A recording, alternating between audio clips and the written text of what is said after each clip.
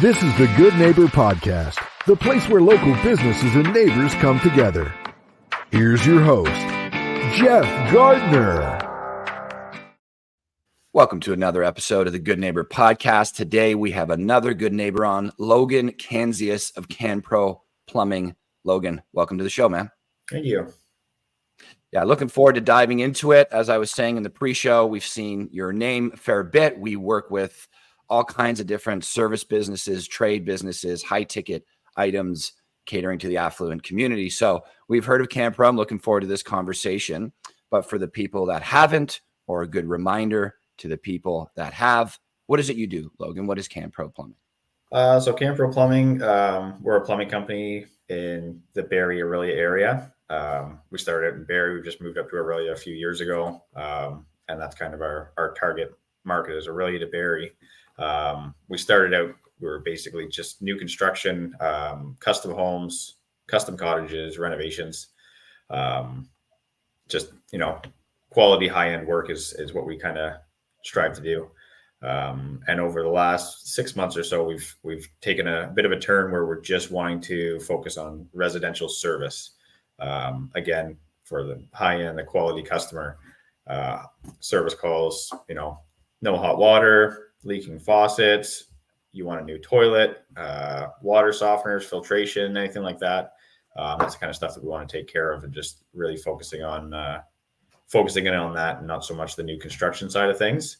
Because we feel that, a homeowner is the kind of person that really cares about the quality that we can bring to the table, where our quality wasn't getting not fully appreciated in some of the jobs we were doing. So we're hoping that we can, make every homeowner a little bit happier with their home, because they're the ones that really care about that final product, and that's what we like to provide. Yeah, I love that reason, and it works out. I'm very happy to be having this conversation. I didn't know that about you guys, and that fits perfectly for us. So we'll chat more later. I'm sure I can learn more about your business after the show. But yeah, I agree with that. When you're going high end, who is the ideal client, the person that has the most stake in it, the most skin in the game? That's certainly going to be the homeowner. They want it done well. If you do it well, it's a good chance that word of mouth is going to spread in a positive way. I don't know what it's like to deal with a builder. I was in the plumbing world, not in your side of it. We did custom glass, so we were in renovated bathrooms, all that kind of stuff for a long time. So I didn't work directly with the builders. By the time we got in, it was dealing with the homeowner, and you could just see the joy on their face, and that seed gets planted of customer service, customer satisfaction, and appreciation, just a little bit more fulfillment to your work. So I understand why you guys made that pivot, and I think it's great. How long you guys been around for, Logan? So in May, it's going to be 7 years that I've had Canpro Plumbing open. Beautiful. Yeah. And correct me if I'm wrong, because I follow you guys pretty closely. Did you just do a logo rebrand? Am I getting that incorrect? Yeah, we did a full rebrand, because that's kind of our move, our shift from new construction, custom homes. Our shift over to service is we want to, have we had a kind of clean, professional looking logo for those last 7 years. And what we want to do is we want to be a little friendlier, a little more in your face. We want to be that when you see our truck drive by, we want you to remember it. So we've got the one van fully wrapped. We've got another one booked to go in soon. So you're going to see our trucks. And when you see our truck pulling your driveway, I just had a customer yesterday, actually. I pulled up to the job, and they said, "How can't you smile when a truck like that pulls up on a Monday morning?" Because we've got our big logo plastered on the side of it. And it just brings that little bit of a smile to somebody's face, and lets you know that, somebody friendly is coming in your house. Yeah, easy to see. And again, I have the logo in my mind, but I haven't seen it today. There's a mascot in there, is there not? Yeah, we've got two mascots. There's so it's the Canpro Plumbing in the middle, and then we've got a deer and a moose on either side of it. It's great. Yeah, I'm really happy with it. Yeah, when I saw you guys do that, and I thought, I wonder why they're doing that, because obviously I don't know the intimate details of your company, but I thought the old one was good. Yeah, as you said, it was clean, it was good, it was professional.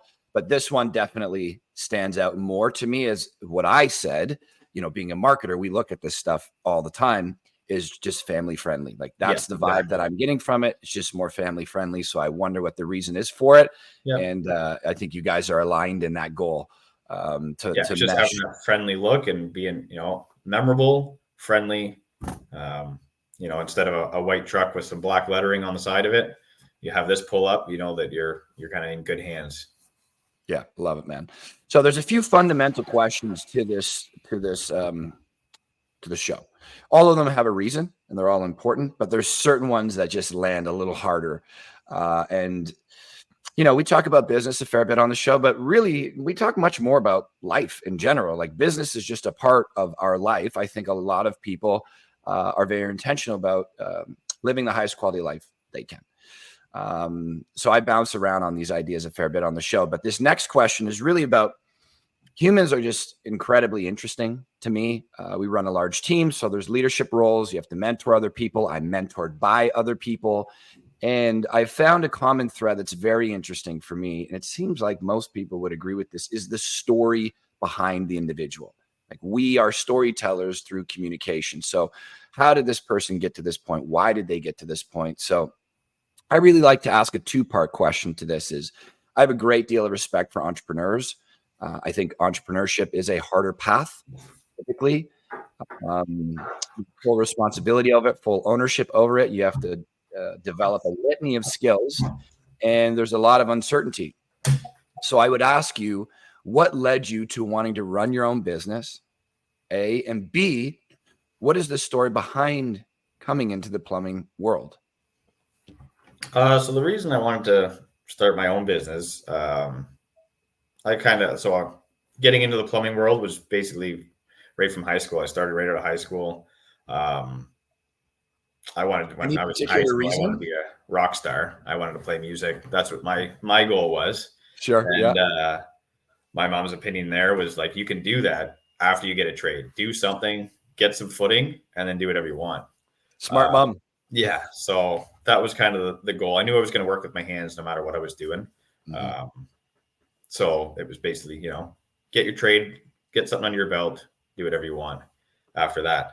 And a friend of mine, his dad actually owned a plumbing company in Barrie. So that was kind of my in. I got a job. I worked there for about 10 years, almost 10 years. And that whole time I kind of flip-flopped, am I going to want to open my own business or not?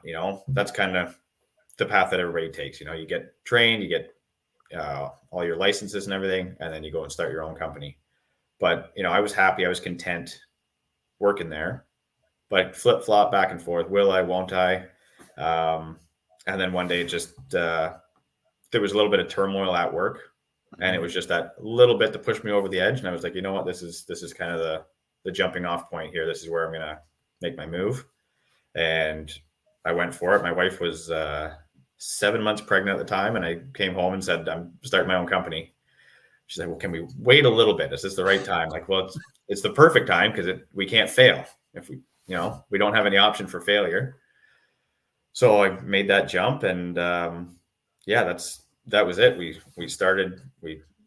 I didn't know what I was doing. Wasn't a businessman. I was a plumber. That was it. But I was focused. I knew I had to do this because, especially now, I've got a family depending on it. And that's basically the story how we got started. Yeah. And what a powerful mindset. I mean, it's perspective, right? Someone may have guided you in that situation. Be like, no, man, timing's everything. Wait until you have your kid. You save up a few more bucks. You are increasing your risk right now. Yeah. So if you're a gambling person, it's like the riskier the situation. It's like the higher the stakes, the harder the fall. But if you switch your perspective to no, because my stakes are as high as they are, I have to do this. Exactly. And when we change our mindset to there is no safety net, there is no failure, it seems to be incredibly motivating and fueling for an individual to say, no ifs or buts, this will happen. I don't know when, but I'm going to do all that I need to do, especially when your why behind it is either quality of life or family. Huge motivator there. Like when you think I'm doing this for my family, I'm doing this for my kids. Rejection all of a sudden doesn't seem to be a problem. Working longer doesn't seem to be a problem. Getting creative. It's incredibly motivating. So I love hearing that because it is a common thread with a lot of our entrepreneurs. A lot of clients we have started during COVID, an insanely bad time to start a business, yet so many of them did, and they're doing successful. And you starting when you know, you had a bump in the road with your own bit. Sorry, when you were an employee or a subcontractor working for another business. Yeah. Sometimes it's all it takes. It's like, my level of satisfaction just isn't meeting the requirements here. Exactly. I can do more than this. Kids on the way. Let's make the move. I think that's great, man. I think that's great. Something we really like talking about on the show is, you know, I think of the audience. What does the audience get from the benefit from this? Because if they're not listening, we have no show. So we want them to listen, and they listen, right? So they learn about a business. That's great. Now they know another business exists or reminded of it. Fantastic. They learn about the people. That's probably the most important thing. But second to that, I would say even more important than knowing about the business, maybe a step down from knowing about our community members and who they are, their character traits, is education. If I have information in my head that's suboptimal or false, I'm going to be making decisions rooted in that false information, and that's not going to move my life forward optimally. So we talk about the myths and misconceptions of all businesses. I've worked with and currently many people in your industry. I know there are a number of myths and misconceptions for a lot of trades out there. So there's information in people's head right now that is decreasing the quality of their life in some way. So we ask the experts to clarify some of those things. So are there any really common myths or misconceptions about the plumbing industry that you could clarify for us? There's kind of two. There's like, one is that it's just a nasty, dirty job. Mm-hmm. Yep. And because it can be, it depends who's doing the work for you. You know, like when we say your kitchen sink's backing up and we have to snake that drain. There's some guys that'll go in there with their machines. They're going to throw everything on the floor of your kitchen, make a mess of your cabinets, make a mess of your floor, and you're going to be left with a bigger mess than you had to start with. But we drop sheets, we put plastic up in the cabinets, we do stuff like that to make sure that there's no mess. We leave it cleaner than when we got there. So it's, it's a kind of a myth, kind of not, that it's a dirty, filthy job. And it all depends on how you go about it. So we try and make sure that we're not that dirty plumber that everybody thinks they're having in their house. And then another one is that, especially in the service world, it can be seen that, some guys are salesmen just trying to upcharge and make a whole pile of money. And what we do is we try and, if you call us, you say you have a pinhole leak in a copper water line. Some people go in there, they'll cut that pipe, they'll put a coupling, that issue is fixed. That little leak is fixed. But we try and give you a few different options where we'll fix that leak. We'll fix that root or that symptom of the problem. But if there's a pinhole in that piece of pipe, there's obviously a bigger problem. So we're going to also give you an option on repiping, all the water lines in your home, or repiping this section of plumbing, and where it can be seen as you're trying to be a salesman, you're just trying to upsell and charge the customer a whole bunch more money. We're trying to help. We're trying to help that customer to not have this issue again. Because what we hate is going into somebody's house and you fix that one little issue, and then they call you a week later because now it's happened. There's another pinhole 10 feet down the line. So where it comes across as, upselling or trying to make more money off of a customer, it's actually, we're trying to help that customer to minimize their downtime and minimize the issues that they have in their home. Yeah, two really valuable points. I mean, my takeaways from it, first point is that, plumbing is stereotypically a dirty job. That's what we think of it. And you made it very clear to us that that's a choice. That's their choice to make it dirty or make it cleaner. You guys chose to go above and beyond, and you even said we leave it cleaner than when we got there. So that's a huge win, and your customer is going to be very appreciative of that and willing to pay extra if there is a difference in cost. The second part, though, I'm thinking of my mechanic, and something that we pride ourselves on is providing a messaging vehicle, or many messaging vehicles, for our clients to get their information, their story, and their education out there, which stacks the favor for them to be the trusted source. I have had many mechanics in my day, and, a common experience would be, I'm just going to switch my tires, winter to summer, put my tires on. And then I come back there and they say, not why, but you need this, you need this, you need this, you need this. It's $88 to get your tires done. but we're looking at about a $650 bill. Do you want to go ahead with it? No explanation, no nothing. Just these are the things your car needs. I let people know that I don't know much about cars. I want to build a good relationship, so I'm transparent when I get there. Like, listen, man, I don't know a whole lot about cars. It's beyond my scope. So the goal is to trust you here. I'm providing that opportunity to do that. And some people just will do exactly what I just said. Whereas my mechanic now, been with him for 10 years, they're great business. He explains. So this is what you wanted us to do. We did it. But because we do a full check to make sure that you're okay and that you avoid these pitfalls down the line, here's other things that we noticed, and they're connected in these ways, and it can result into this. Here's our suggestion. So that took him a little bit more time to educate me, but now I understand. And when he tells me, anytime he says, you actually need these things, and I didn't go there for that reason, I just say, do it. Yeah. Because I have trust, and I don't even second guess it. Exactly. That's how I usually try and explain it. It's the same thing. Like when if one of our work trucks is down, it has to go to the mechanics. I've got one of my trucks at the mechanic right now.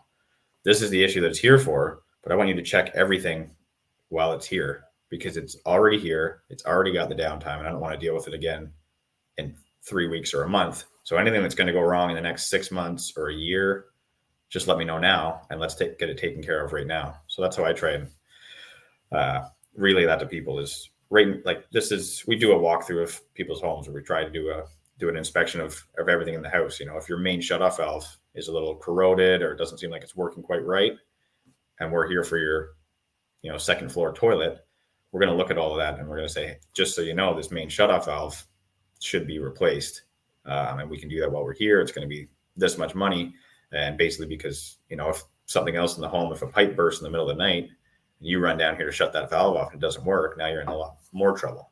So you spend X amount of dollars to fix this main shutoff valve right now, gives you a little peace of mind that in the middle of the night, you're not going to be into a big issue. So we try and look at all those problems and let them know ahead of time. Yeah. And just that quality education. If I'm going to tell somebody something, I always try to remember that it's very valuable to me. If I'm going to tell you something, I have to give you a reason. Like rather than just, you need to do this, Logan, I give you no reason there. I'm just telling you what to do. People don't respond all that well for that. I don't think that's building a trusted relationship. It's like, here's what I suggest because, and I love that you guys do that, especially working on the residential service side. Your relationships with your clients, I imagine, are extremely important to you and are a main driver for your business success. Yep, absolutely. Yeah. Awesome. Okay, let's get into the personal a little bit. I always like starting off with something a little playful before we get into the hard shit. I always ask this question: what do our entrepreneurs do for fun? I don't know. We've done several hundred episodes now, and just off the top of my head, 80% of them are like, I love my business. It's like, okay, easy answer. I get it. It's your baby. What's outside of that? So you already said you wanted to be a rock star, but what puts a smile on your face when you're not running your business, man? Well, I'm not working. And I do like working. I like my job, but I enjoy not being at work too. So I've got a wife, I got 2 kids. That's basically most of the time when we're not working is something family oriented. We got ball hockey tonight for the kids. I'm coaching T-ball, coach pitch for my 2 kids later this summer. That's basically most of our time. Any free time I've got where, you get a quick little afternoon where I can do something on my own. I like shooting guns. I like hunting. Mm-hmm. Those are my main hobbies. I get about 6 hours out of the year to do that, but that's what we do. So how can you hunt in 6 hours? I thought that was like a long, not very well. Not very successful lately. Yeah. And then for shooting, is that typically at like a range? Yeah. The only time I've shot, I do enjoy shooting, but it's only ever been at a range. I've had no opportunity outside of that. Yeah. So an uncle of mine used to have a bunch of property in Oro, and I could go there, and he sold that last year. So I'm a member at a range in Midhurst, and I can go there and set up some guns. I got 100-yard range, and that's where I set up some targets. Usually around my birthday, I'll take an afternoon and go shoot some guns for a little bit and get some quiet. Get some quiet. Going to shoot guns. What a paradox that is, eh? I just want to quiet my mind, and I do that by shooting the loudest things on the planet. Is that outside or inside? It's outside. Yeah. Yeah. Awesome, man. Yeah. I'm surprised I'm in Midhurst all the time. It's one of my main communities, and just not being an avid shooter, I've never come across it. So something to look forward to, because I don't know, man, shooting a gun is it's a powerful experience. Yeah. It really is. Yeah. It's a lot of fun. As long as you do it safely, and of course, there's all the rules you got to follow, but it's a lot of fun. Now, I want to ask you a little bit about fatherhood. It's one of the main topics that I look at in life, period. I think it is the pinnacle of being a man. I don't think, you could really argue. I'll say from my point, I'm sold on it being the most important piece of being a man. You're a good human, but if you can be a great father, then that checks all the boxes. I mean, you're literally creating life, and then it's a lifelong commitment.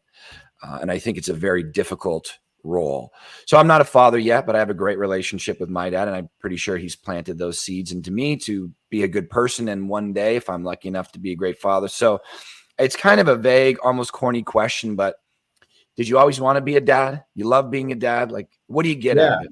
I did. I knew I wanted a family, since I was young. I knew I wanted a family. That's what you do. You grow up, you have a family.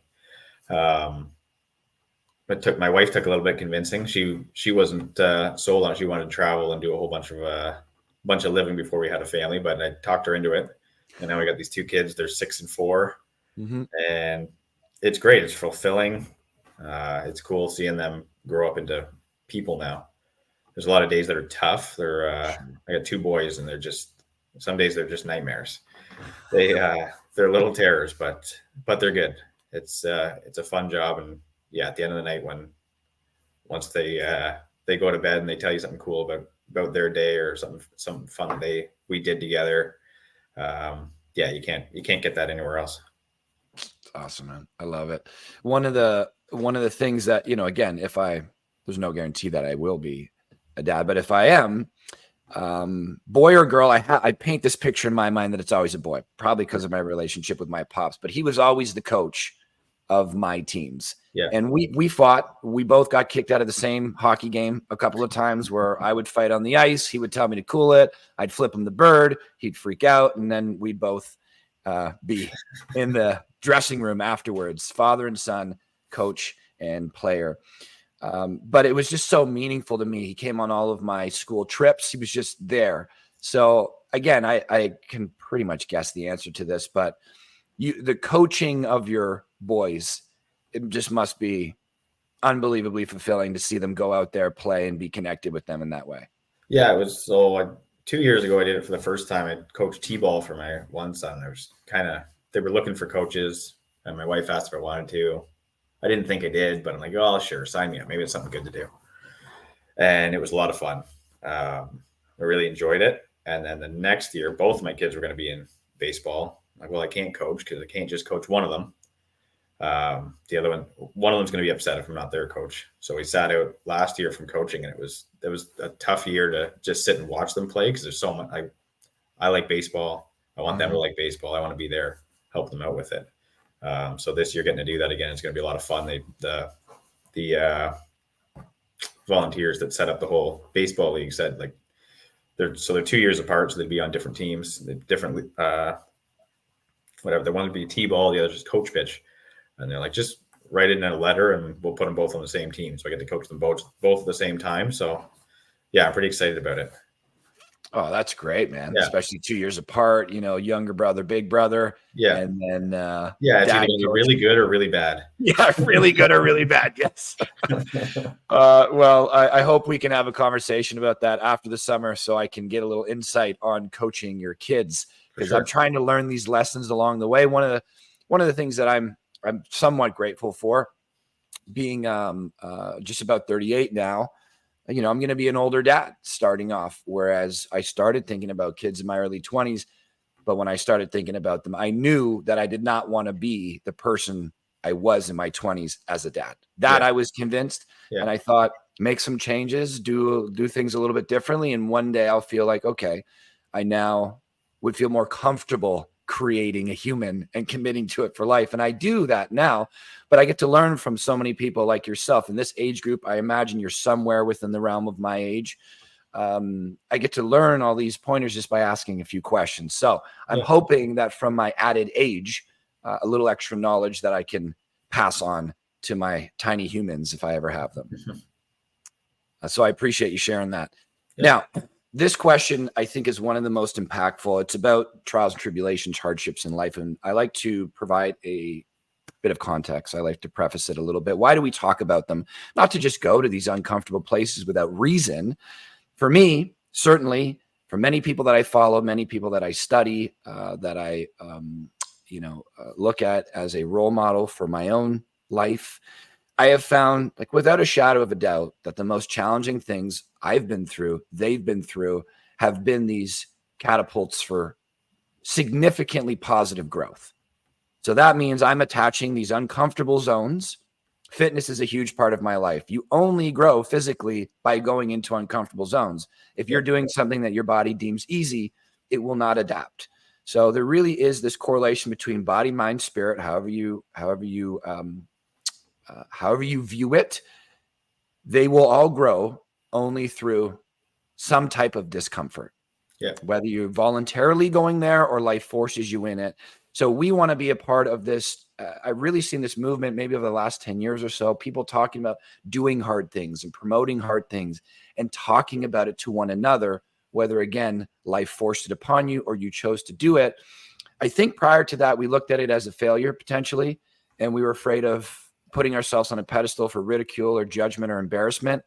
And this trend, this last 10 years or so, is starting to move into not only accepting these parts of our lives and not being embarrassed of them, but embracing them and seeing them as the opportunity they are. So I really like to ask the guests on the show, because every human has not gotten through their life without some scars. We've all had scrapes and bruises, certainly. So I like to ask the guests on the show, is there any hardships, trials, and tribulations that you're willing to share with us that in the moment probably felt shitty? As we know what going through hard things feel like, they typically feel shitty. That's why we avoid them. Probably felt shitty in the moment, but when you look back in hindsight, you would not remove that ingredient from the recipe that makes you you, because you're able to live the life you live today. Anything come to mind? Yeah, there is. It's one, like, I don't really share it much. I don't talk about it too much. But I actually battled with alcoholism for I don't know how many years. And that, that was brought me to some dark spots in my mind, dark spots in my life. And it was not a nice way to live. And I didn't know that for a long time, didn't know a lot about it, but I'm happy now. I'm 2 years sober, just over that. And it's amazing. It's a whole different life. And, I've got some really good people in my life. I've got the support of my family and got through it. Like, it just, it really brought me to some really tricky spots where you just didn't know where I was, what I was supposed to be doing, didn't know how to deal with life. But now, through meeting the right people and getting myself in the right spots, I've gotten through that, and I'm happy to say, yeah, I'm over 2 years sober right now. And it's an amazing life. It's a whole different life. And I wouldn't, like you say, I wouldn't trade any of that for the world, because I've learned a lot about myself. I learned a lot about how to actually live life and deal with things that I wouldn't have known otherwise. So by no means am I ashamed of any of that. It'd be cool if I could have this life without having to go through all that hardship, but that's not how the world works. And yeah, I'm happy to be here. And that's my story there, without getting into too many gory details. It's a fucking beautiful thing, man. I first off, thank you for sharing that. A, B, it's courage in a huge, huge way. So that is what strength looks like to me. And C, maybe somebody's listening to this right now that is in that state of denial, not addressing it, and says, hey, he owns his own business. He's a father of two. He's got a wife. Things look put together. If he can do it, maybe I can do it. And I was talking to you in the pre-show about doing some counseling at an addictions facility. It's called Cornerstone Recovery. I've been there for the last 3 years on Saturdays and Sundays, one in Newmarket, one in Barrie. I went through my own battle a little over 8 years ago, busted both of my legs pretty bad, painkillers. Now your life becomes a nightmare. You do these things every day. It creates quite a dependency. But again, when I think about the most important growth periods of my life, there is no question about it. It was fighting that dependency dragon. There's no question about it. What I had to learn about me and about life and other people, I don't know that I would have learned it in the same way had I not had such a fight for life, essentially. And what an incredible community of people it is. Some of the most inspiring people in my life I found in that community. Some people who have really just sucked the marrow out of life are from that community, because I think when you've really had to fight for it, your value for life and people and your gratitude goes way up. Exactly. Your appreciation for everything. Cause like, I know some people that are just, they were as low can be, and they've picked themselves up to this whole new life. And it's really cool to see that, get to help people see that same thing. So like you say, if there's anybody listening that, is in that same kind of spot, reach out. Right. Yeah. That's awesome, man. It's awesome when people are willing to share it. It's just such an incredible thing. Like, I work my ass off Monday through Friday running this business, as I imagine you do, to give up your weekends, hence no wife, no kids. That community is kind of my, that fills my cup for now. I don't imagine I'll be there for much longer because I need a wife to get some kids and some time, but just life-changing for me, man. Absolutely life-changing for me. Those people are just incredible. So that really means a lot to share that story. Back onto the business, all the information that you know about plumbing out there, we're talking to the audience. Most of them know a couple of things about plumbing. Many of us know little. I don't know very much, and I would be an ideal customer for you. All the information you have, if you could distill it down specifically about Canpro, if you could distill all that down to the most important points, one or two things that you wish our audience knew about Canpro, what would it be? That, we're the ones that are going to take care of your home is basically all you need to know. If it's, because there's there's jobs out there. There's something small like changing a toilet flapper. That's something you can fix on your own. There's small little leaks that people want to tackle on their own.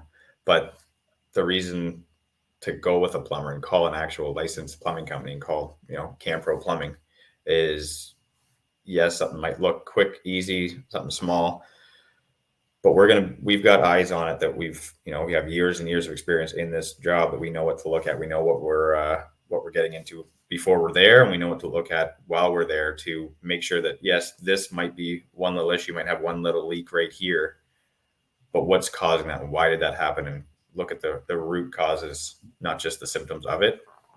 So it's, same as like we were talking with a mechanic. You hear a little bit of a scratching sound coming from your car. You don't just pull that little piece of metal off and say you're good to go. Why did that happen? What caused that? Let's make it so it doesn't happen again. Let's get everything taken care of.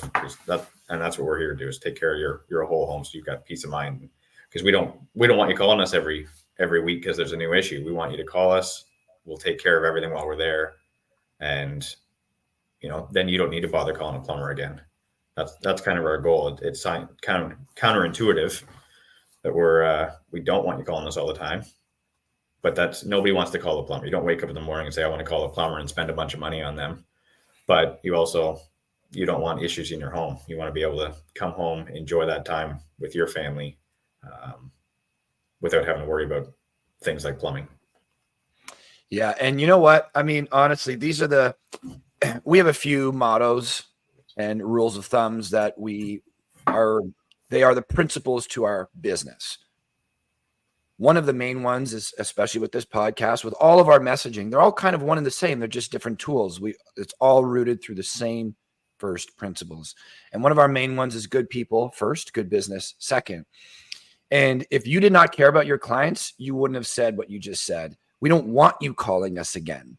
Whereas, if you're thinking just business profitability, and that's why there are stereotypes out there for mechanics, for used car salesmen. And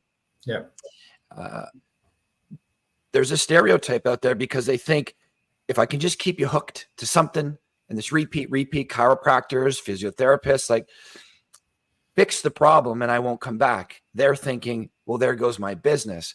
And they're That's very limited thinking. If you Yeah. are the problem solver out there, you are going to have an army of people shouting out your name when anybody asks for a plumber.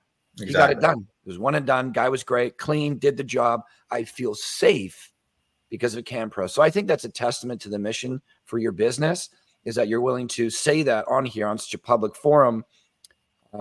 We will get it done because we want to take care of your home and have you not call us back. Yeah. I think that's a testament to your business and what you guys are trying to do. For sure. Yeah, it's good, man. So I leave this question out of the questionnaire because sometimes people try to script stuff if they've never been on a podcast before. So I have some of these loaded questions to kind of veer them off course if they're trying to script it and sound like a robot. You have not done that at all today. So yeah, I didn't know any of the questions beforehand. Perfect. I would have written something down, but that's the best way to do it, man. The idea of this is to have this candid conversation and have the audience is a fly on the wall for an interesting combo between a couple interesting people. But I alluded to it earlier. There's only a handful of things I talk about really in life, and all of them come up on the show, as I don't try to be a certain person on the show. I just talk about what I'm interested in pretty much. Entrepreneurship is a big one. Mentorship is a big one. Fatherhood, big one. Impact. I think they're all rooted. The core of it is all about my impact as a human being. What kind of impact am I creating on my family, my community, essentially the world, right? And this came from a mentor who's still in my life. She's had a great impact on me. I was lucky enough to meet her in my early 20s. She encouraged me to think about a number of things. One of the things she encouraged me to think about is your time is not guaranteed. You may not be here tomorrow. You're 23. You think you'll be here till 80. Your age expectancy is 80. But that's across the board. You may not be here this afternoon. So you may want to be a little bit more intentional with your time and get it done now if you want to do things, because time is very much out of your control. Getting more of it, you have to be given it by something beyond you. So she said, I encourage you to be very intentional about your impact. When you go talk to somebody, the business you're doing, are you being honest? What is the ripple effect of you being on this planet? Essentially, you're born, you die, what's in the middle? Yeah. So we like to ask the guests on the show, Logan, what would you like your impact to be? Well, starting off, I'd like to, my plan with this business is to have something solid that is going to benefit my kids in their future. That's, one goal. And then from there is just, be that great dad and be something that they're going to remember and they're going to want to mirror when they're older. And then from there, like I said, like we talked about alcoholism, addiction, and this and that, and helping other people to get through what I got through. Helping other people with that is kind of my main goal. That's what I really, really like doing. It's cool seeing people, down as low as they can be and get to be brought up into a whole new life. So that's where I'm hoping to make a big impact in my life and in other people's lives. Amazing, man. It really is something, seeing a human being transform their life when they really start to open their eyes up and get it, how life is really a gift. You were picked to play this game, and you don't know how long you're going to be on the field for. So do it, enjoy it. Even if it sucks sometimes, this mentality of I get to be here rather than I have to do everything. Yeah. One is like choosing life to be a burden. The other one is this is a gift. I get to do all these things. I get to feel all these feelings and take it as far as I want to go, because the way I look at humans is we're pretty limitless. I'm certainly not going to max out my physicality and mental capacity before I die is the way I look at it. You could keep going and keep going and keep going as long as you breathe. So, but all of those roles were leadership, leading your family, leading your kids, providing a business that provides a lot of goodwill to your customers that can be left to your kids as an option. And then helping people move through some sort of life problems through substances and being a role model for them. I just think it's a very hard path that you've chosen, and I have a great deal of reverence for it. The best people in my life, certainly the ones that I model myself afterwards, say the same thing. It's super fulfilling to help people. And I think it's a little bit easier to do hard things when you make yourself accountable to things as meaningful as being a dad. Or as helping people struggle with addiction or impacting your community.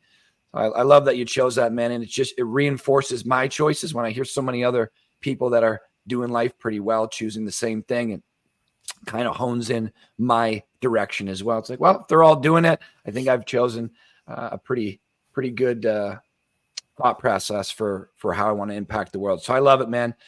Logan, how can people find out about you if they want to connect? So you can give us a call, 705-734-4648. You can check out our website at canproplumbing.ca or Canpro Plumbing on Instagram and Facebook. Beautiful. Super easy to find. It was great getting to know you, man. As I said, we've been fans. We've been watching. We saw the rebrand. Perfect time to get on. I think that was just happenstance, serendipitous, that it just happened. But really looking forward to continue the conversation, and I appreciate you coming on and let me pick your brain for a little bit. No problem. Thanks for having me. Absolutely, man. You have a great day. You too. Thank you for listening to the Good Neighbor Podcast Midhurst. To nominate your favorite local businesses to be featured on the show, go to gnpmidhurst.com. That's gnpmidhurst.com or call 705-413-3775.